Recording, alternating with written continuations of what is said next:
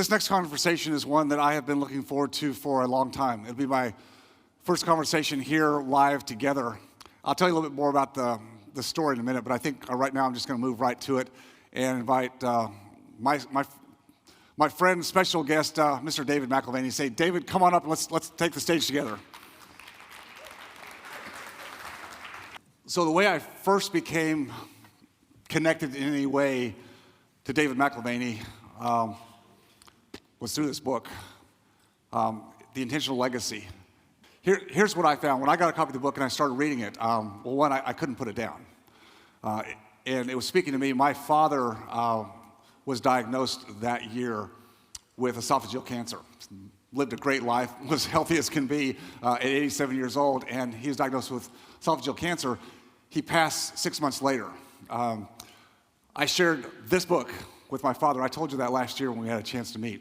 I shared this book with my father, and it just brought out the ability. My father and I always had a strong relationship, fortunately. We've always were strong, but it was just a great way for us to look at our lives, our family together. Mother had passed away some years previously. I still have 2 siblings. And it was just a way for us to kind of garner and have some discussions around areas that we just weren't able to navigate real well ourselves. So there's a lot we could talk about here, but I told David that I want to start with some of the context of the book, The Intentional Legacy.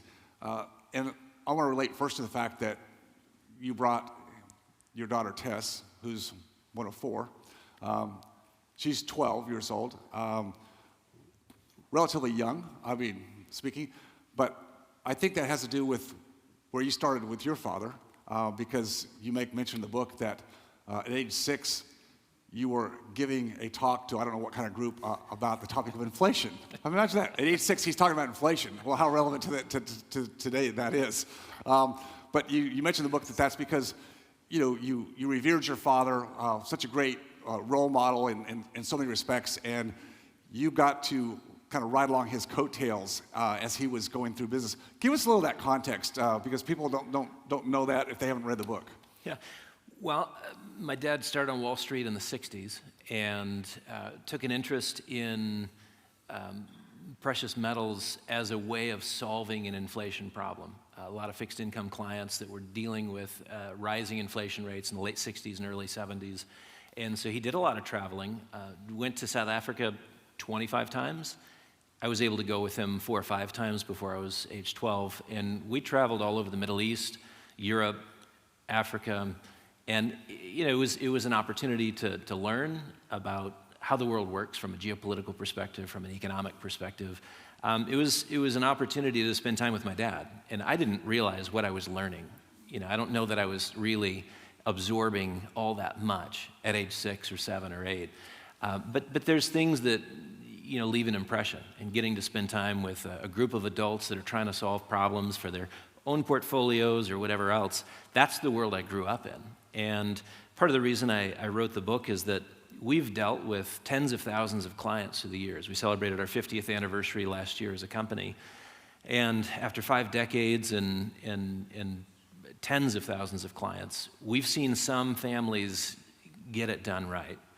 And we've seen most who paid attention to only dollars and cents. Mm-hmm. and culture. We've been on the observant side of just a toxic family culture where there's really not a lot of alignment, there's not a lot of care, there's really no skills for communication, no elevation of the ideas of forgiveness, and things that, frankly, we got to do well as a family, or all the money in the world, it just becomes very Darwinian there at the end. Reading of the will, it's a world of tooth and claw. And unfortunately, that's what we see a lot of. I wanted to write the book really for my 4 kids to know what Mary Catherine and I's best effort was. This is what we care about. This is what we tried to put in motion, for better, for worse. Now, maybe you can do better. And that's the encouragement from the beginning of the book to the end is this is not a model. You don't do A, B, and C and have everything work out. But if there's opportunity, like you had with your dad, a conversation about things that are really important to you, to be able to bridge that and open up the wider conversation with family. That's what I wanted for our own kids. That's what I hope with the book. And so here's Tess following you along as you're doing quote unquote business trips and taking that in. And you're right, we don't think our kids at younger ages are absorbing that much. But I think, I call it, the conversation that our kids hear from the top of the stairs, assuming there was a two-story house, doesn't have to be. But what are they listening to downstairs as mom and dad are talking about positive things, negative things? What are they picking up from that? And the title, Intentional Legacy, I think says it all. Intentional. Are we being intentional, or are we just setting up a default legacy, which for most people, as you said at the end, is the reading of the will. It's how the assets being transferred. You have trust and all the intricacies of that. But what really is legacy in respect to what we really think we're wanting to leave to our kids? You talk about in the book that we are in a generational wealth crisis today. A lot of that has to do with culture, expectations, I'd say cultural dysfunction, which goes on down to the family. I know, like I am and many people here, you're very much a traditionalist, traditional marriage. The fact that family values are spoken like very much against today.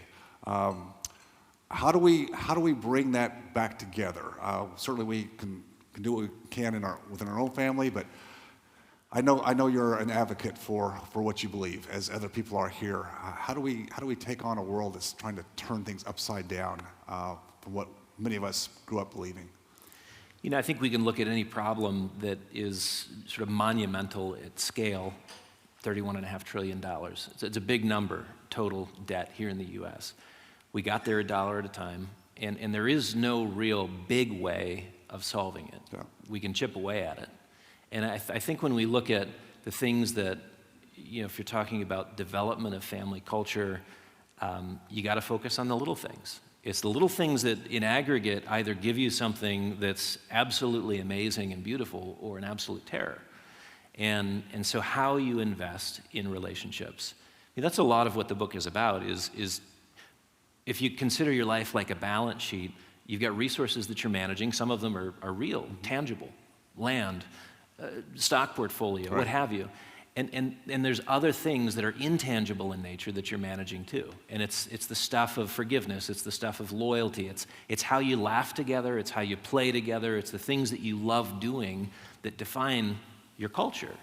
And if we're careful in how we curate that culture, I think what we find is that the next generation has a tremendous amount of buy-in. They enjoy it, and they want to perpetuate it.